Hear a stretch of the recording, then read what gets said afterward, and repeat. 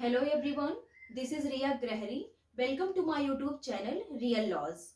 Guys, आज के हम वीडियो में पढ़ेंगे सेक्शन 118 के बारे में जो बात करता है हु में टेस्टिफाई का। तो जो ये सेक्शन 118 है वो चैप्टर 9 ऑफ विटनेसेस में दिया गया है इंडियन एविडेंस एक्ट 1872 में। तो हम चलते हैं बैकग्राउंड में पहले कि जो ऑफ विटनेसेस जो चैप्टर है जो चैप्टर 9 में प्रोवाइड किया गया है इंडियन एविडेंस एक्ट 1872 में।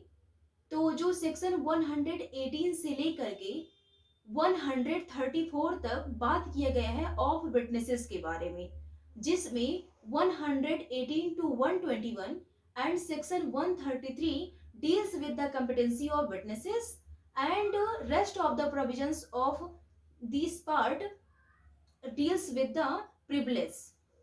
and हम आते हैं अपने सेक्शन 118 पर जो बात करता है कि कौन कौन कोर्ट के सामने गवाही दे सकता है। तो इस सेक्शन में ये बताया गया है कि all persons are competent to give the testimony before the court unless the court prevents to him on these point, such as if they unable to understand the nature of the questions which is put to them, or if they unable to give the rational answers to those questions which is put to them because of their tender age, extremely old age, any disease like mentally or bodily or any other kind. In explanation, it is also says about the lunatic person. A lunatic person is also competent to give the testimony before the court unless his lunacy prevent to him to understand the nature of the questions which is put to him। यहाँ तक कि मतलब section 118 में ये बताया गया है कि जितने भी सारे पर्सन्स होते हैं वो कोर्ट के सामने गवाही दे सकते हैं जब तक ले कोर्ट उन्हें इन आधारों पर न रोके, जैसे कि उनके सामने जो भी क्वेश्चंस रखा गया है यदि वो उसको समझने में असक्षम है या उस जो क्वेश्चन पूछा गया है उसका वो रेशनल आंसर नहीं दे पा रहे हैं, किस वजह से कि अपने एक्सट्रीमली ओल्ड एज की वजह से या किसी डिसीज की वजह से, जो डिसीज ऐसा है जो फिजिकल से रिलेटेड है या मेंटल से रिलेटेड है या किसी दूसरे प्रकार से।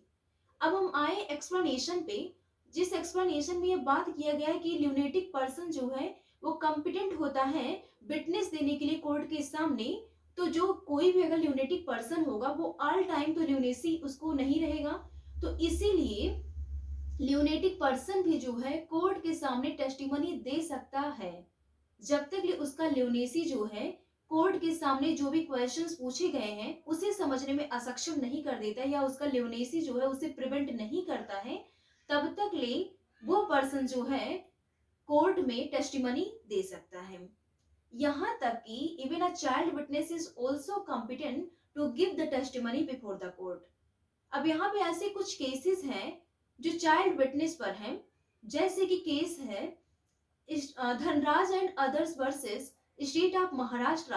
बेसिकली इस केस में ये होता है कि एक स्टूडेंट होता है जो क्लास 8 में पढ़ रहा होता है, तो उसकी जो टेस्टिमनी होती है कोर्ट के सामने वो रिलायबल माना जाता है, क्योंकि 8 क्लास में पढ़ रहा हुआ जो बच्चा है उसकी मेंटल कैपेसिटी इतनी है कि वो समझ सकता है जो भी क्वेश्चंस कोर्ट के सामने पूछा गया उसके लिए या मतलब उससे वो जो है उसका आंसर अच्छी तरीके से दे दिया।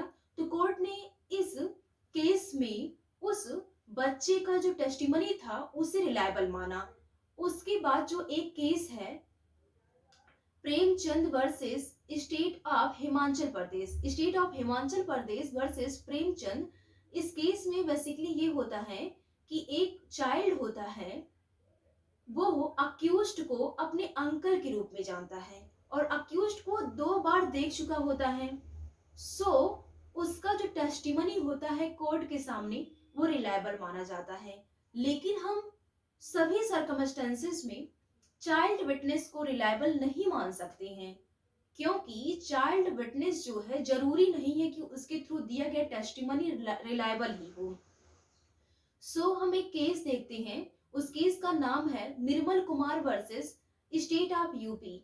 इस केस में सुप्रीम कोर्ट ने ऑब्जर्व किया कि जो चाइल्ड विटनेस होते हैं वो डेंजरस विटनेस होते हैं। जैसे कि अगर उन्होंने कुछ किसी के थ्रू सुना, उसको कोर्ट में बता सकते हैं, रियलिटी ऑफ ड्रीम की वजह से या फियर ऑफ पनिशमेंट की वजह से उन्होंने जो कुछ भी वो सुनते हैं वो वही बता सकते हैं कोर्ट के सामने। हम समस्त सर्कमस्टेंसेस में, सभी सर्कमस्टेंसेस में हम चाइल्ड विटनेस को जो है हम रिलायबल नहीं मान सकते हैं। तो आज हमने जो कुछ भी पढ़ा है सेक्शन 118 में इंडियन एविडेंस एक्ट में, अगर जो कुछ भी हमने बताया है, अगर इससे रिलेटेड आपकी कोई भी क्वेरी हो तो आप लोग हमसे पूछ सकते हैं। आई होप कि आप लोग को समझ में आ गया हो। अगर कोई भी क्वेरी हो तो आप हमसे पूछ सकते हैं। हमारे चैनल रियल लॉस के थ्रू आप हमसे पूछ सकते हैं। प्लीज गाइस, अगर आप लोग को हमारी वीडियो ये अच्छी लगी हो तो आप हमारे चैनल को लाइक करिए, सब्सक्राइब करिए और जितना अधिक से अधिक हो सके उसे आप शेयर करिए। Thank you, have a nice day.